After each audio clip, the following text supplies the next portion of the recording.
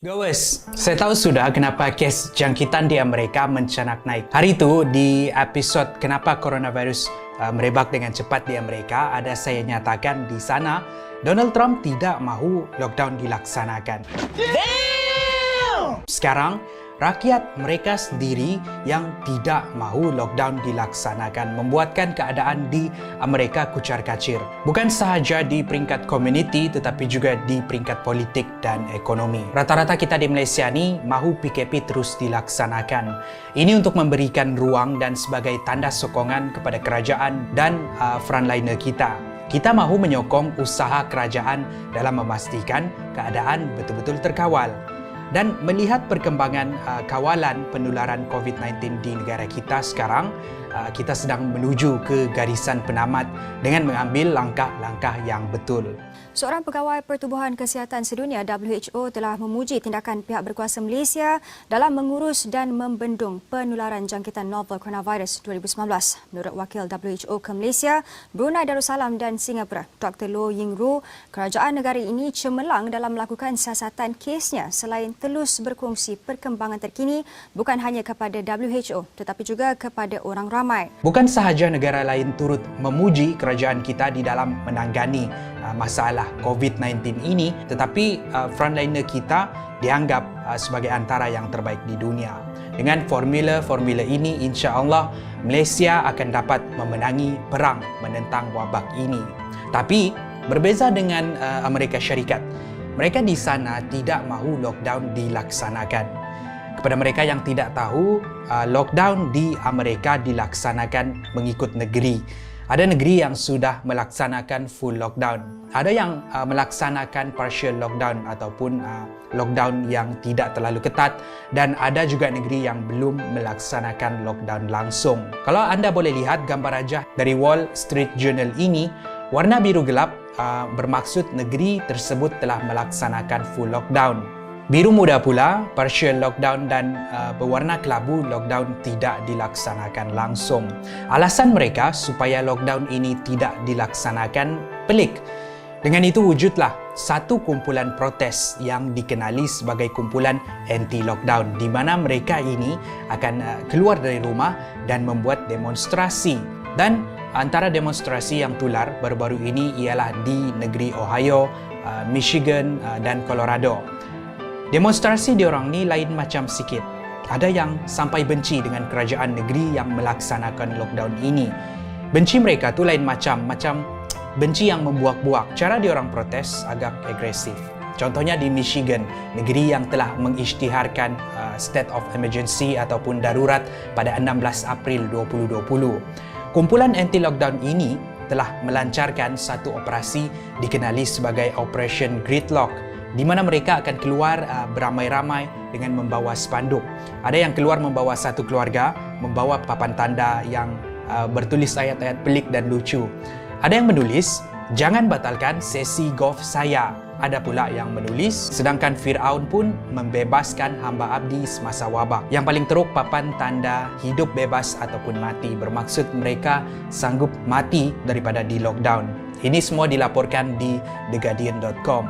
Ini bukan sahaja berlaku di Michigan, di Washington ada 2,500 orang keluar berprotes. Begitu juga dengan negeri lain di Arizona, Phoenix, Idaho, Maryland, Texas, Indiana dan lain-lain negeri. Senang cerita, ini adalah protes besar-besaran oleh kumpulan anti-lockdown ini. Tidak cukup dengan mengangkat papan tanda dan berkumpul di State House, Michigan ataupun pejabat ibu negeri mereka. Mereka juga melaungkan slogan "Lock her up" ataupun penjarakan dia, merujuk kepada Governor Gretchen Whitmer yang mula-mula mengarahkan lockdown ini. Ini semua dilaporkan oleh msnbc.com. Apa yang paling teruk, bila tujuan utama protes ini bukan sahaja untuk mengangkat papan tanda dan melaungkan slogan, tetapi mereka juga dengan sengaja membuatkan jalan sesak. Mereka akan memberhentikan kenderaan di jalan raya, membuatkan orang ramai tersekat di jalan raya, termasuklah frontliner yang mahu pergi bertugas. Salah seorang frontliner yang dikenali sebagai James Smith kemudian memuat naik video memarahi diorang yang buat jalan raya sesak tu, sampaikan dia sendiri tidak dapat pergi ke kerja. People, I have something to say. I work for Sparrow Hospital. How can I do my job if y'all idiots are blocking up the ways to get to the hospital? There are people dying every minute. And you guys, Trump supporters, want to block up everything and don't care about nobody else. What if it was your mother? What if it was your father? What if your infant son or daughter gets sick because you decide to go around and open up the windows so your kids and your family members can hang their heads out the window to support something that you have no business to do? This is ridiculous. It is unfair for the people that have to go to work every single day, especially in the hospital, to do their job. Memang pelik betul lah diorang ni. Sebab kalau di Wuhan dulu, penduduk Wuhan marah dengan Datuk Bandar Wuhan sebab menyembunyikan kes fakta ataupun fakta kes dan tidak melaksanakan lockdown secepat yang mungkin. Di Michigan pula mereka menyalahkan Governor sebab melaksanakan lockdown. Ini pula adalah protes di Colorado. Disebabkan serik dengan tabiat-tabiat protester ataupun demonstrator ini, frontliner di sana membalas dengan melakukan protes mereka. Video ini menunjukkan seorang jururawat yang berdiri di depan sebuah kenderaan menghalang laluan kenderaan tu.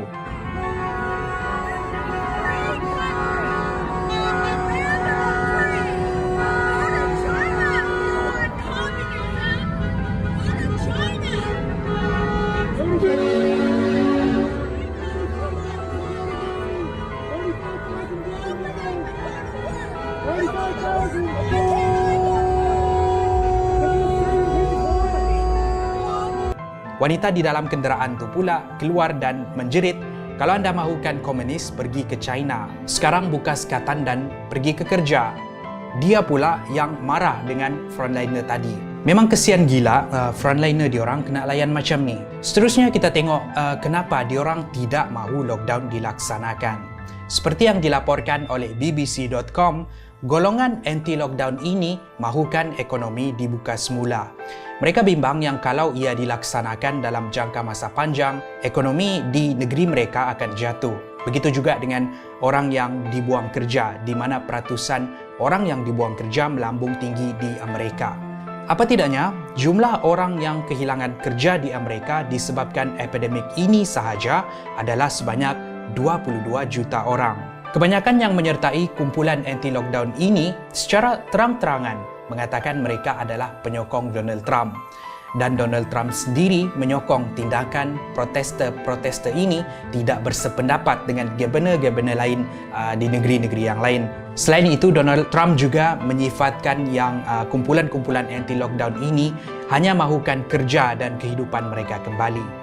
Presiden Amerika sendiri pun tidak mahu lockdown dilaksanakan, disokong pula dengan rakyat mereka. Melihat apa yang berlaku di Amerika sekarang, saya ada cadangan. Apa kata kita hantar polis-polis di India tu pergi Amerika? Confirm tiada orang keluar rumah.